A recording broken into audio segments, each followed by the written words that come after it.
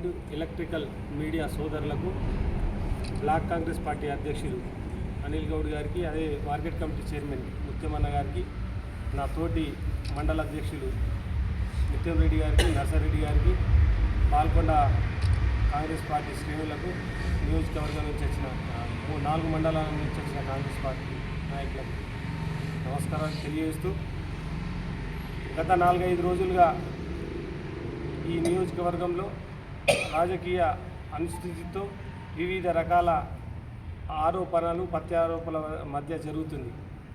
గతంలో ఈ బాల్కొండ నియోజకవర్గం పచ్చని పల్లెలు, ప్రశాంతమైన బాల్కొండ నియోజకవర్గంలో వ్యక్తిగత రాజకీయ విమర్శలు చేస్తూ బాల్కొండ నియోజకవర్గ కాంగ్రెస్ పార్టీ ఇన్ఛార్జ్ అయినటువంటి సునీల్ రెడ్డి గారు ఆయన వ్యాపారంలో కొన్ని GST రూపంలో దాడులు జరిగినాయి. కాంగ్రెస్ ప్రభుత్వం ఉన్నదో ఇంకోటి BJP ప్రభుత్వం ఉన్నదో కాంగ్రెస్ నాయకుల మీద దాడులను వ్యతిరేకించో లేకుంటే ప్రభుత్వ అధికారాన్ని వినియోగించకుండా ఏదైతే వ్యాపారంలో జరిగిన లోపాలకు ఆడ జరిగిన పన్నుకు ఏదైతే అధికారులు విచారణ ఆదేశించారో విచారణ కాదని అది నడుస్తున్న తరుణంలో ఏదో వ్యక్తిగతంగా ఆయన మీద ఏదో జరిగిందనే దాంట్లో పైశాచిక ఆనందం పొందిన కొందరు నాయకులు ఇది మంచి పద్ధతి కాదు. గతంలో బాల్కొండ నియోజకవర్గాన్ని పాలించింది మీరు. ఈ బాల్కొండ నియోజకవర్గంలో ఘర్షణ వాతావరణం సృష్టించింది ఎవరు? 2 సంవత్సరాలుగా ఈ బాల్కొండ నియోజకవర్గం రాజకీయ కక్ష సాధింపులు జరిగినాయా? మీ గుండెల మీద చేతేసుకొని ఆలోచించండి మిత్రులారా. ఈ నియోజకవర్గాన్ని తెలంగాణ రాష్ట్రానికి ఆదర్శంగా దిద్దార్చిన బాధ్యత మనం అందరి మీద ఉంది. వ్యక్తిగత రాజకీయ కక్షలతో సాధించేదేం లేదు. ఈ ఇసుక గురించి మాట్లాడదామంటే దయచేసి మాట్లాడిన నాయకులకు నేను ఒక తమ్ముడిగా సూచనలు చేస్తున్నా. గత 10 సంవత్సరాల్లో జరిగిన ఇసుకే దోపిడీ ఏంది, ఈరోజు జరుగుతున్న ఇసుకే సమగ్రంగా ఇంద్రమ్మ లబ్ధిదారులకు చేద్దామని ఒక ప్రయత్నం చేస్తుంటే దాని మీద బురద చల్లడం మంచి పద్ధతి కాదు. ప్రశాంత్ రెడ్డి గారు, మీరు బాల్కొండ నియోజకవర్గానికి ఎమ్మెల్యే, మిమ్మల్ని మేము గౌరవిస్తున్నాం. దయచేసి రాజకీయ కక్ష సాధింపులకు కాకుండా ఒక బాల్కొండ నియోజకవర్గ ఎమ్మెల్యేగా ప్రభుత్వం Congress party MLA, TRS party MLA అనే ధోరణితో చూస్తలేదు.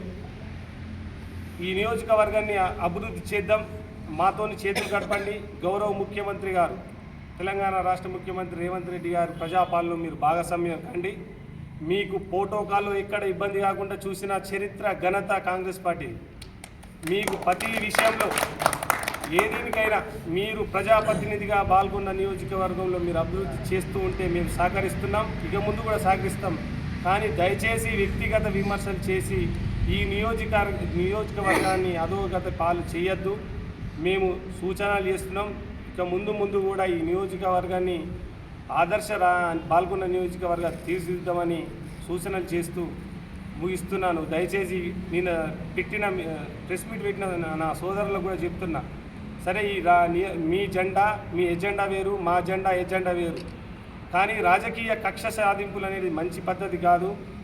ఒకళ్ళ మీద ఒకళ్ళు విమర్శించారు. మీరు ప్రజలకు ఏం చేస్తున్నారు, కాంగ్రెస్ పార్టీ ఏం చేస్తుంది? కాంగ్రెస్ పార్టీ నాయకులుగా మా నాయకులు, మేము, మా కార్యకర్తలు ఎక్కడైనా అవినీతికి పాల్పడింది ఉందా?